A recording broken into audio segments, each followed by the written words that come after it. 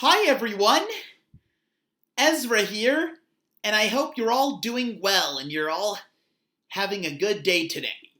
Today I'm going to read you a story from this treasury of classic Dr. Seuss stories called Six by Seuss, and I'm going to read you the story of the Lorax.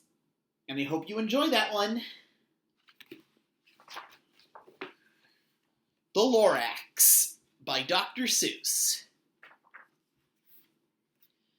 At the far end of town, where the grickle grass grows, and the wind smells slow and sour when it blows, and no birds ever sing, excepting old crows, is the street of the lifted Lorax.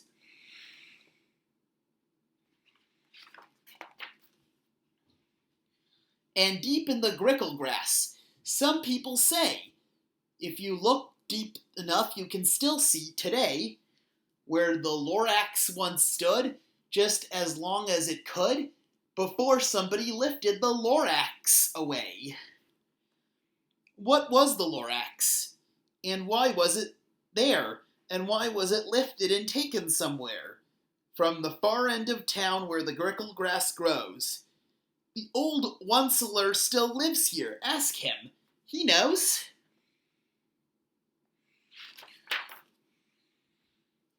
You won't see the Onceler. Don't knock at his door. He stays in his lurkum on top of his store. He lurks in his lurkum cold under the roof, where he makes his own clothes out of muffered moof. And on special dink midnights in August, he peeks out of the shutters, and sometimes he speaks, and tells how the Lorax was lifted away.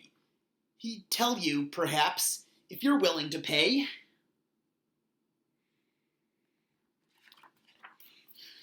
On the end of a rope, he lets down a tin pail, and you have to toss in 15 cents and a nail, and the shell of a great-great-great-grandfather snail.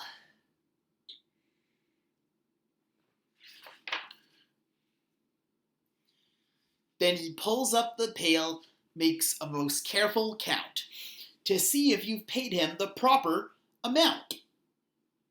Then he hides what you've paid him away in his snub, a secret strange hole in his grovulous glove.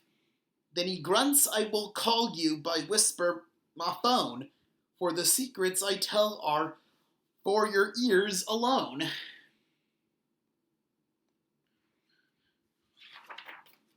Slop!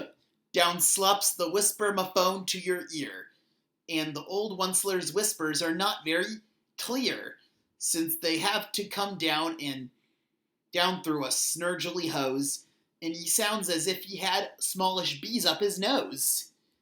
Now I'll tell you, he says, with his teeth sounding gray, how the Lorax got lifted and taken away. It all started way back, such a long, long time back.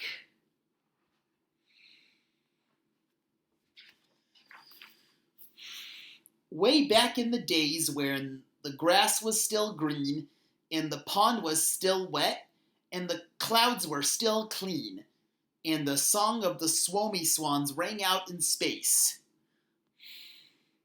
One morning I came to this glorious place, and I first saw the trees, the truffula trees, the bright-colored tufts of the truffula trees, mile after mile in the fresh morning breeze.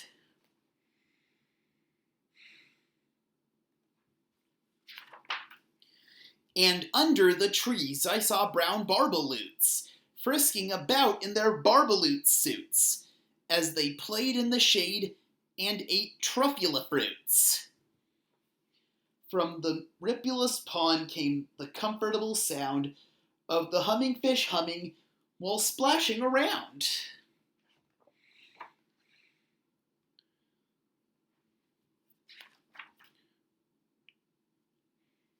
But those trees, those truffula trees.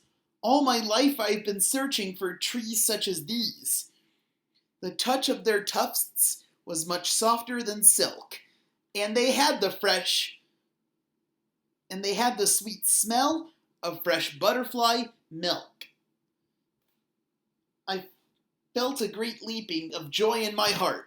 I knew just what I'd do. I unloaded my cart.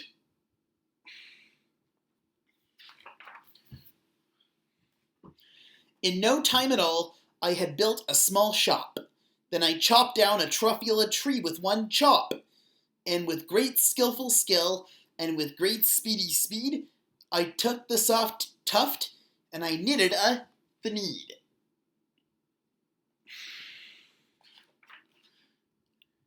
The instant I'd finished, I heard a gazump.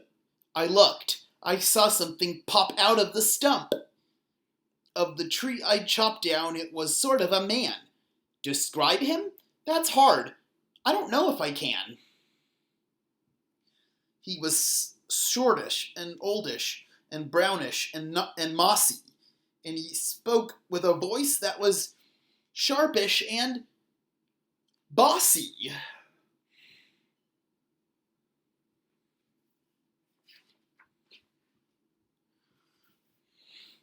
Mister, he said, with a sawdusty sneeze, I am the Lorax. I speak for the trees.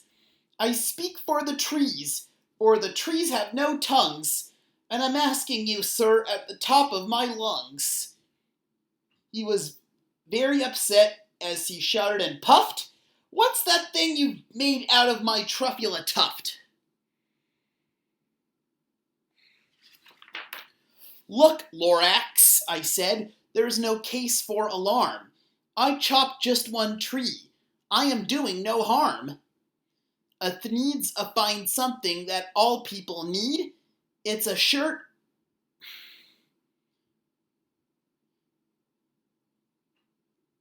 I'm being quite useful. This thing is a thneed. A thneed is a fine something that all people need. It's a shirt. It's a sock. It's a glove. It's a hat. But it has other uses, yes. Far beyond that. You can use it for carpets, for pillows, for sheets, or curtains, or covers for bicycle seats.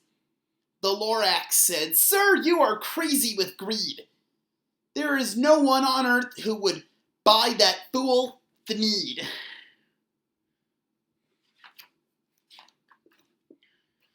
But the very next minute, I proved he was wrong, for just at that minute, a chap came along, and he thought that the thneed I had knitted was great, and he happily bought it for $3.98. I laughed at the Lorax. You poor stupid guy! You never can tell what some people will buy.